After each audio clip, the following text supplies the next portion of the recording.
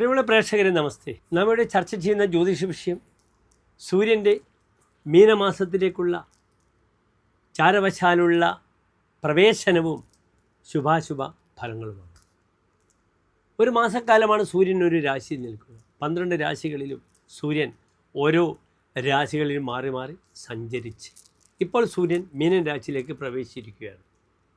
സൂര്യൻ മീനൻ രാശിയിലേക്ക് പ്രവേശിച്ചത് 1201 മീനമാസം 1-ാം തീയതി, അതായത് 2026 ഏപ്രിൽ മാസം 15-ാം തീയതി കാലത്ത് 1 മണിക്കാണ്.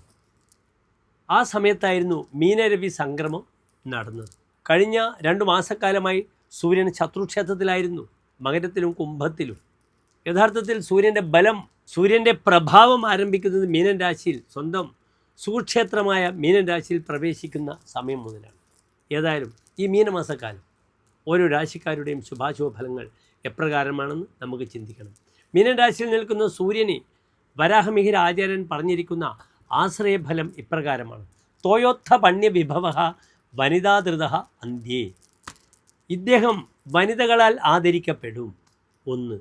തോയോത്ഥ പണ്യ വിഭവ, ജലവുമായി ബന്ധപ്പെടുന്ന ക്രയവിക്രയങ്ങളിലൂടെ ഇദ്ദേഹത്തിന് ധാരാളം സമ്പത്ത് ലഭിക്കും.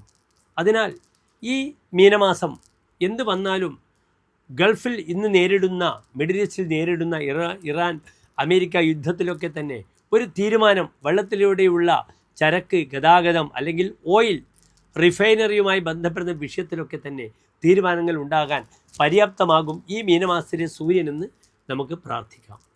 സൂര്യൻ മീനമാസത്തിൽ അങ്ങേയറ്റം അത്യുച്ചത്തിൽ രാശിയിലേക്ക്, ഉച്ചരാശിയിലേക്ക്, മേടത്തിലേക്ക് പ്രവേശിക്കുന്ന സമയമാണ്. അതിനാൽ മീനത്തിൽ സൂര്യന് വളരെയധികം പ്രാധാന്യമുണ്ട്. സൂര്യൻ ചുട്ടുപൊള്ളുന്നൊരു ഗ്രഹമാണ്.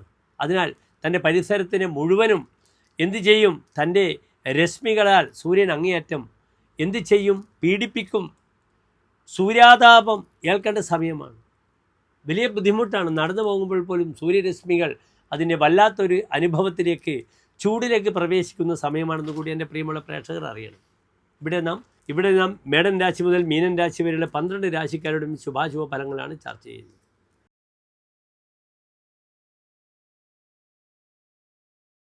അശ്വതി ഭരണി കാർത്തിക നക്ഷത്രത്തിൻ്റെ ആദ്യത്തെ 15 നാഴിക വരുന്ന മേടൻ രാശിക്കാരുടെ ശുഭാശുഭ ഫലങ്ങൾ. സൂര്യൻ മേടൻ രാശിക്കാർക്ക് എവിടെ നിൽക്കുന്നു? 12-ാം ഭാവത്തിൽ, മീനത്തിലാണ് നിൽക്കുന്നത്. ഇതെപ്രകാരം മേടൻ രാശിക്കാർക്ക് ശുഭാശുഭ ഫലങ്ങളെ പ്രദാനം ചെയ്യുന്ന വിഷയമാണ് നാം ചർച്ച ചെയ്യുന്നത്. ഇവിടെ മേടൻ രാശിക്കാർക്ക് സൂര്യൻ നിൽക്കുന്നത് ദുർബലമായ 12-ാം ഭാവത്തിലാണെന്ന് ആദ്യം അറിയണം. ദുർബലമായ 12-ാം ഭാവത്തിലാണ്. ഏത് ഭാവത്തിൻ്റെ അധിപനാണ് സൂര്യൻ എന്നുകൂടെ എൻ്റെ പ്രിയപ്പെട്ട പ്രേക്ഷകർ അറിയണം. മേടൻ രാശിക്കാർക്ക് അവരുടെ 5-ാം ഭാവത്തിൻ്റെ, ചിങ്ങൻ രാശിയുടെ അധിപനാകുന്നു സൂര്യൻ. ആ സൂര്യനാണ് 12-ാം ഭാവത്തിൽ നിൽക്കുന്നത്. എന്താണ് 5-ാം ഭാവം എന്നുകൂടി എൻ്റെ പ്രിയപ്പെട്ട പ്രേക്ഷകർ ശ്രദ്ധിക്കണം.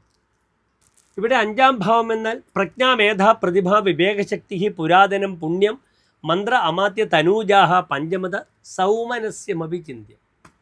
5-ാം ഭാവം നിങ്ങളുടെ ബുദ്ധിയാണ്, നിങ്ങളുടെ സന്താനങ്ങളാണ്, നിങ്ങളുടെ പ്രതിഭയാണ്, വിവേകശക്തി, തെറ്റും നന്മയും തിന്മയും തിരിച്ചറിയാനുള്ള ഭാവമാണ്, പൂർവികമായ പുണ്യമാണ്, തൻ്റെ മന്ത്രമാണ്, തൻ്റെ മന്ത്രിജോലിയാണ്. അതിനാൽ ഇവിടെ സൂര്യൻ 12-ാം ഭാവത്തിൽ നിൽക്കുന്നത് അത്ര ശുഭമാണോ? ശുഭമല്ല. പ്രത്യേകിച്ച് പഠിതാക്കളായ വിദ്യാർത്ഥികൾക്ക് വളരെയധികം ബുദ്ധിമുട്ടുകളുണ്ട്. പഠനത്തിന് ഇറങ്ങിത്തിരിച്ച വിദ്യാർത്ഥികൾക്ക് പലപ്പോഴും ഈ ഒരു മാസക്കാലം the toughest period in their life. അവരെ പഠനം പൂർത്തീകരിക്കുക, പരീക്ഷയാണ് ഇപ്പോൾ വരുന്നത്. അതിനാൽ ഏപ്രിൽ 15 വരെയുള്ള സമയം മേടൻ രാശിക്കാരായ വിദ്യാർത്ഥികൾക്ക് വളരെയധികം ശ്രദ്ധ വേണം. അവരുടെ പേഷ്യൻസ് നഷ്ടപ്പെടരുത്, ആത്മവിശ്വാസം നഷ്ടപ്പെടരുത്. നിർബന്ധമായും ശിവക്ഷേത്രത്തിൽ കൂവളമാല, ജലധാര വഴിപാടായി ചെയ്യണം. ചെറിയ കുട്ടികളാണെങ്കിൽ കറുകഹോമം വഴിപാടായി ചെയ്യണം. പലപ്പോഴും പഠന വിഷയത്തിലേക്കുള്ള ഒരു താല്പര്യക്കുറവ് അല്ലെങ്കിൽ കോൺഫിഡൻസ് കുറയുക, ഇങ്ങനെയുള്ള പ്രയാസങ്ങൾ വളരെയധികം മേടൻ രാശിക്കാർ അനുഭവിക്കാൻ ഇടയുള്ള സമയമാണ് ഈ ഒരു മാസക്കാലമെന്നറിയുക. നന്നായി ഓം നമഃ ശിവായ എന്ന പഞ്ചാക്ഷരി മന്ത്രം ജപിക്കുക.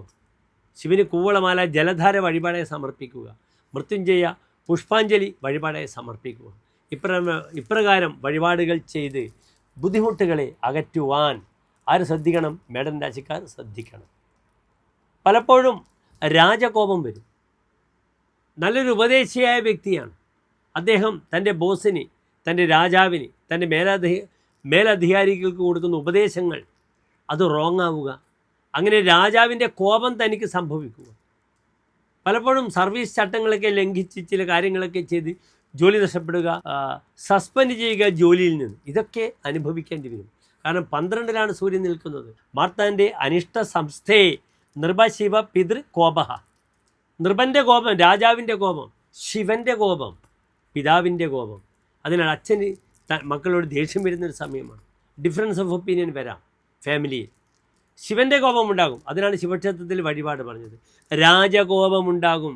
തൻ്റെ സീനിയർ ഹയർ ഒഫീഷ്യൽസ് താനുമായി വലിയ തർക്കങ്ങളിലൊക്കെ ഇടപെടും. അതിനാൽ വളരെ ശ്രദ്ധിച്ചു കൊള്ളണം. ഇവിടെ തൻ്റെ സ്ഥിതിക്ക് വേണ്ടി, തൻ്റെ സ്റ്റെബിലിറ്റിക്ക് വേണ്ടി സുഖവും ദുഃഖവും നോക്കാതെ വർക്ക് ചെയ്യും. ആ സമയത്തുള്ള യാത്ര ഒരു തരത്തിലും മേടൻ രാശിക്കാർക്ക് അഡ്വൈസബിൾ അല്ല. നേത്രസംബന്ധമായ ദോഷങ്ങൾ ശ്രദ്ധിക്കണം. രവിർദ്വാദശേ നേത്രദോഷം കരോതി. 12-ൽ സൂര്യൻ വരുമ്പോൾ കണ്ണുകൾക്ക് രോഗമുണ്ടാകും. വിപക്ഷാഹവേ ജായദേശോ ജയശ്രീ. യുദ്ധത്തിൽ, ശത്രുക്കളുമായുള്ള യുദ്ധത്തിൽ തനിക്ക് ചിലപ്പോൾ ജയം സംഭവിച്ചെന്ന് വരാം. സ്ഥിതേ ലിപ്സിയ ലീയതേ ദേഹദുഃഖം. തൻ്റെ സ്റ്റെബിലിറ്റിക്ക് വേണ്ടി ശരീരത്തിൻ്റെ സുഖദുഃഖം നോക്കാതെ പ്രവർത്തിക്കേണ്ടി വരും. പിതൃവ്യാപത. അച്ഛൻ്റെ സഹോദരങ്ങൾ മുതലായവർക്ക് ആപത്തുകൾ വരും. ഹാനിരധ്വപ്രദേശേ. വഴിയിൽ വെച്ച് അപകടങ്ങൾ ഉണ്ടാകും. ഇവിടെ മനസ്സിലാക്കണം, മേടൻ രാശി നിശാരാശിയാണ്, രാത്രി രാശിയാണ്. രാത്രി യാത്രയിൽ കള്ളന്മാരുടെ ഉപദ്രവം ഉണ്ടാകാം. അതിനാൽ അസമയത്തുള്ള യാത്ര വേണ്ടെന്ന് വെക്കണം. അസമയത്തുള്ള യാത്ര 1 മാസക്കാലം വേണ്ടെന്ന് വെക്കണം. അല്ലെങ്കിൽ രാത്രിയിൽ കള്ളന്മാരാൽ അല്ലെങ്കിൽ അപകടങ്ങൾ ഉണ്ടാവുക, തനിക്ക് പലപ്പോഴും മാനസിക പ്രയാസങ്ങൾ, പിരിമുറുക്കങ്ങൾ, സംഘർഷങ്ങൾ ഉണ്ടാവുക.